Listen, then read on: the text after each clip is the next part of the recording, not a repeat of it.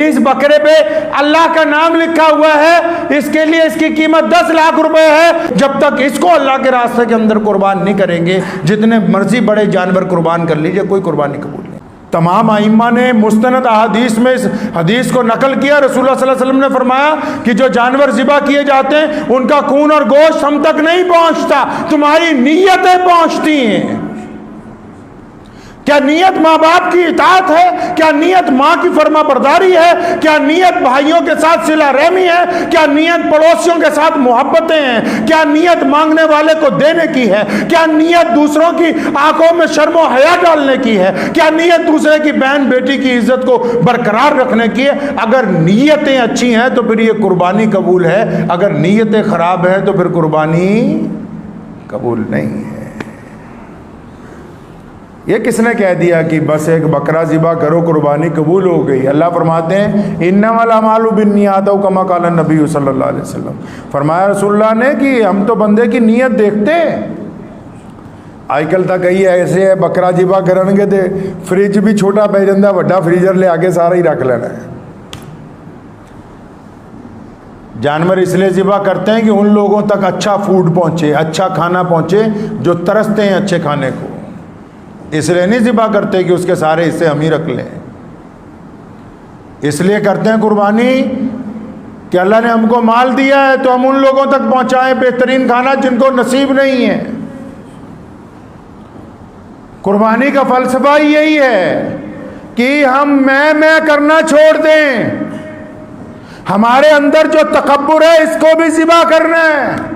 हमारे अंदर जो झूठी अना है इसको भी ज़िबा करना है। हमारे अंदर जो झूठी शान शौकत है इसको भी ज़िबा करना है। ये जो आदत पड़ी है कि हर काम करने के बाद फेसबुक पे डालना है कि हमने 10 किलो की आटे की थैली एक गरीब औरत को दे दी, ये जो गुरूर है इस पे भी छुरी फेरनी है जब तक ये गर्दन ना झुक जाए।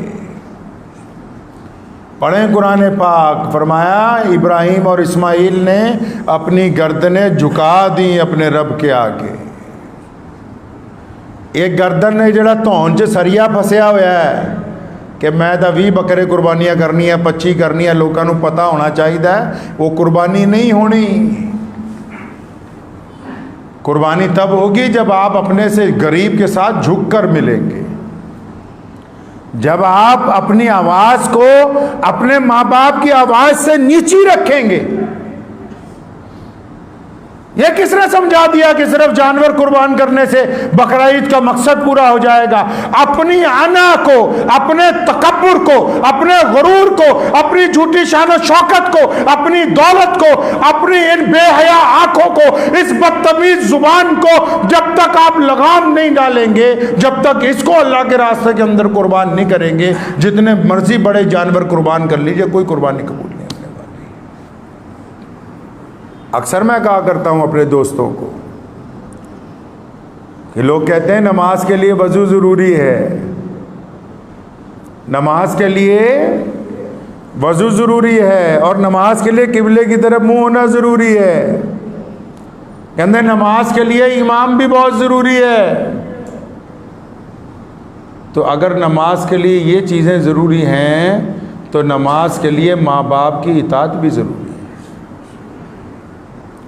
नमाज के लिए बीवी के साथ रजामंदी भी ज़रूरी है। नमाज के लिए भूखे पड़ोसी के घर में खाना पहुंचाना भी ज़रूरी है। ये किसने फलसफा सिखा दिया कि लोगों के दिलों को तकलीफ पहुंचाओ, बोलो हम कुर्बानी कर रहे हैं? ये जुबान कुर्बान नहीं होती जो चुप हो जाए दूसरों के दिल को तकलीफ पहुंचाने से। कौन सी कुर्बानी है? दूसरों को दिखाने के लिए कुर्बानी हो रही है कि जी हम 2 लाख का बकरा ले आए, 5 लाख का ले आए हैं, कि जी इस बकरे पे अल्लाह का नाम लिखा हुआ है, इसके लिए इसकी कीमत 10 लाख रुपए है। और ये जो हाफिज कुरान जिनकी छाती के अंदर कुरान पूरे का पूरा महफूज है, उनकी तनख्वाह 10,000 रुपए है। तो उस वक्त तुम्हें शर्मो या नहीं आती है? कौन सा फलसफे पे चलना चाहते हो? दीन में कोई जगह नहीं नमाइश की, दीन में कोई जगह नहीं गुरूर की, दीन में कोई जगह नहीं तकब्बुर की, दीन के अंदर कोई जगह नहीं बेहयाई की, दीन के अंदर सरापा अल्लाह तबारक व तआला की इताअत है, मोहम्मद रसूलुल्लाह का कहना मानना है। जो बंदा दीन के अंदर सरकशी करना चाहता है वो दीन में इज्जत पा नहीं सकता है।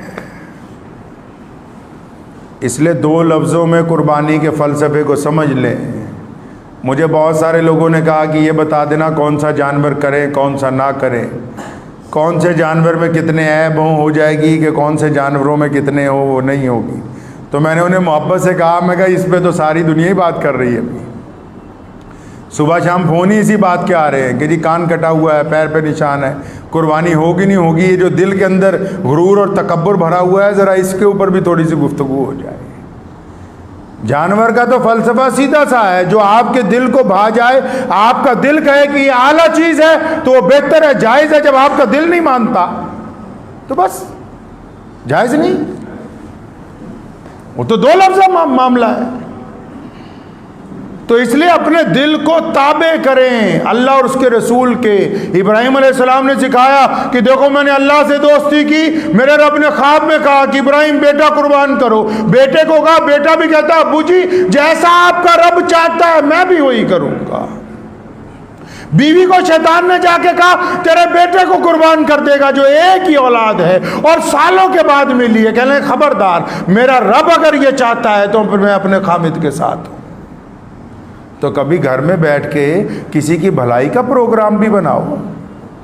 कभी घर में बैठ के ये भी सोचो कि हमने कुर्बानी देनी है उस झूठी शान शौकत की जिसकी वजह से अपने सके भाई से नाराज़गी है सालों से, कि इस ईद पर उस झूठी शान शौकत की कुर्बानी देते हुए उसके दरवाजे पे पहुंचेंगे, दरवाज़ा खटखटा के कहेंगे कि अल्लाह वास्ते मुझे माफ़ कर दे, हम उसके गले मिलेंगे। कभी ऐसी कुर्बानी देने की भी कोशिश साथ में की जाएगी कि नहीं? कभी घर में बीवी और बच्चे बैठ के ये भी तो इरादा करें कि फलां रिश्तेदार बहुत ज़्यादा गरीब है, अल्लाह ने हमें बहुत कुछ दिया है, क्या इसको एक वक्त में इतनी दौलत ना दे दें कि ये स्टैंड हो जाए, इसका कारोबार चल पड़े।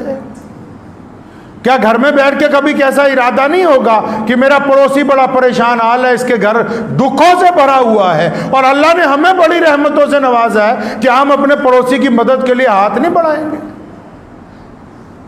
कुर्बानी का फ़लसफ़ा मुसलमान को सिखाता है। इस मुल्क की जंग आज़ादी आप अगर तारीख उठाएंगे 1857 की, बेशुमार उलमा ने कुर्बानियाँ दी हैं। दिल्ली से मेरठ तक, दिल्ली से कलकत्ते तक और दिल्ली से लुधियाना तक, लुधियाना से पेशावर तक। सन 1857 में कोई दरख्त ऐसा नहीं है जीटी रोड पर जिसमें उलमा की लाशें ना अंग्रेज़ ने लटकाई हो। क्यों? ये फ़लसफ़ा हमें मोहम्मद रसूलुल्लाह ने दिया है।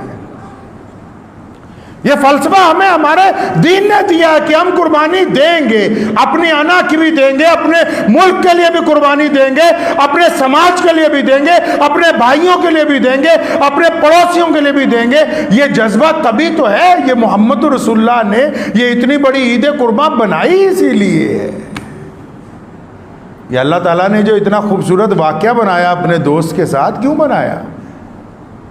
दोस्त की इज्जतें इसलिए बनाई ताकि हम दोस्त की पैरवी करके इज्जतें कमा लें।